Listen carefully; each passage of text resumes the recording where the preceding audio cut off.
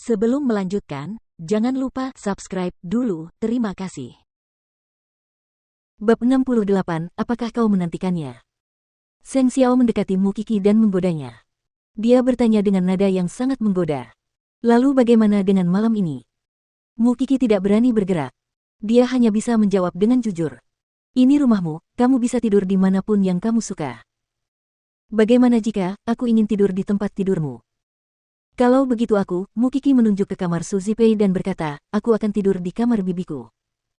Lalu, bagaimana jika aku ingin kamu tetap di sisiku?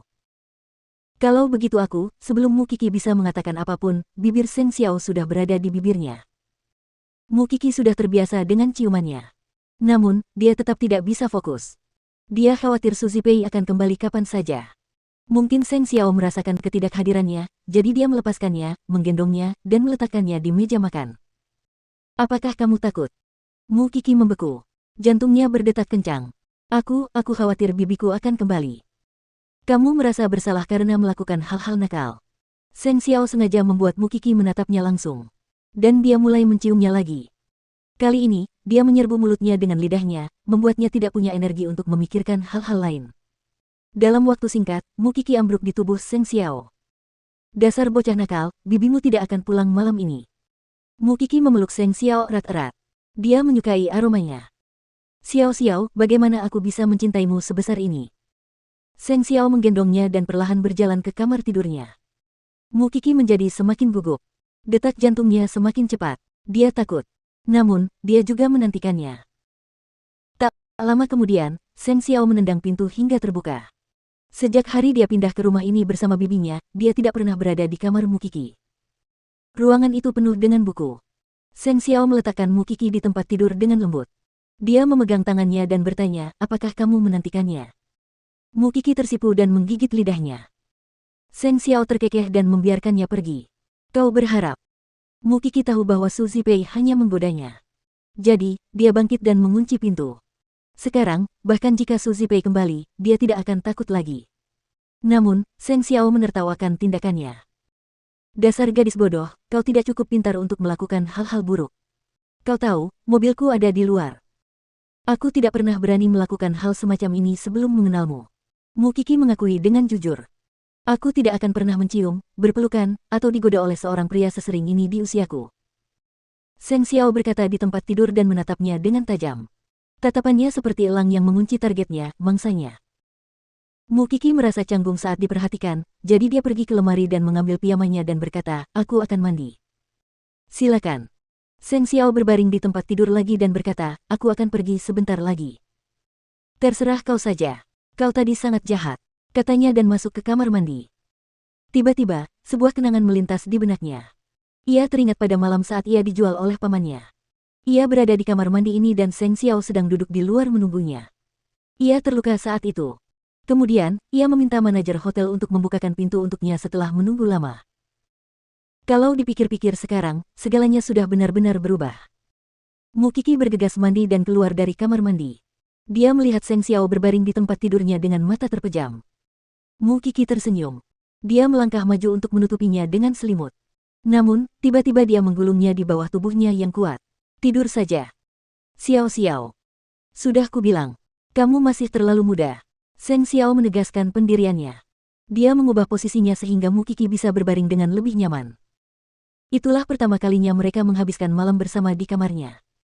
Bagi Mu Qi, ini bagaikan ledakan dalam hidupnya. Dia mencintai pria itu begitu dalam, sehingga dia bersedia mengambil risiko apapun demi dia.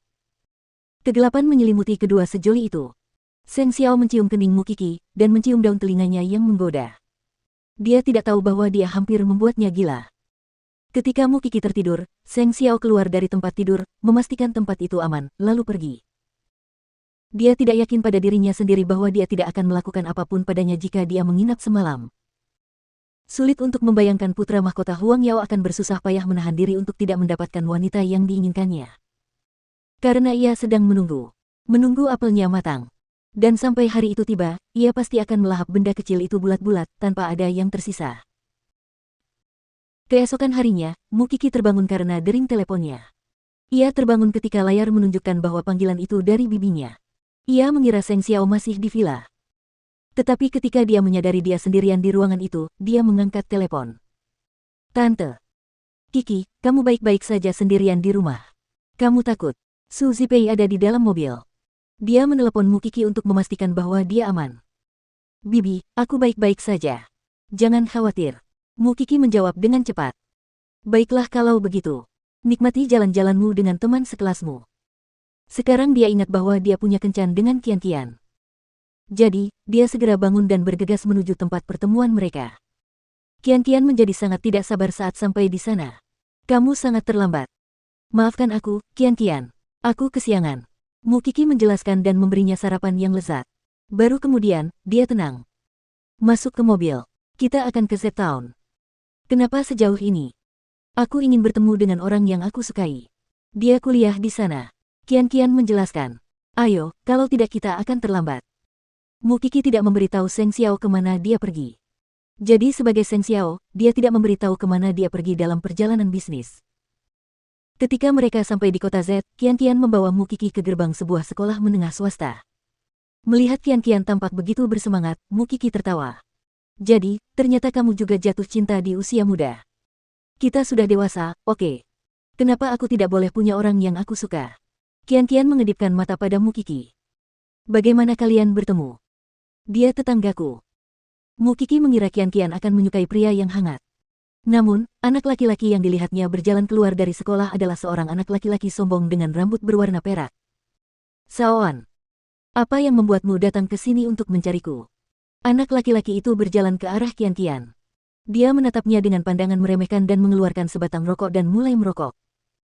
Kesan Mu Kiki terhadapnya benar-benar buruk saat melihatnya. Tatapannya memberinya perasaan bahwa dia pasti berpikir bahwa dunia berputar di sekelilingnya. Yah, hidup mudah bagi anak orang kaya seperti dia. Aku sedang berlibur dan aku merindukanmu. Duan Saoan bersenandung dan memimpin jalan menuju klub kelas atas yang biasa ia kunjungi. Bagaimana kalau bermain biliar? Mu Kiki tidak nyaman berada di tempat yang bising seperti ini. Karena dia tahu bahwa Seng Xiao pasti akan membawanya keluar dari tempat ini jika dia tahu dia ada di sini. Tetapi melihat Qian begitu bahagia berada di sini, dia tidak tega untuk pergi. Mungkin hal-hal akan lebih mungkin terjadi jika dia lebih memikirkannya. Seng Xiao meneleponnya. Mu Kiki segera pergi ke kamar mandi untuk mengangkat telepon. Xiao. Seberapa tajam indranya sebenarnya? Apakah dia tidak tahu di mana dia berada? Dia langsung bertanya setelah mendengar musik di latar belakang. Kamu pergi ke klub mana? Kekaisaran.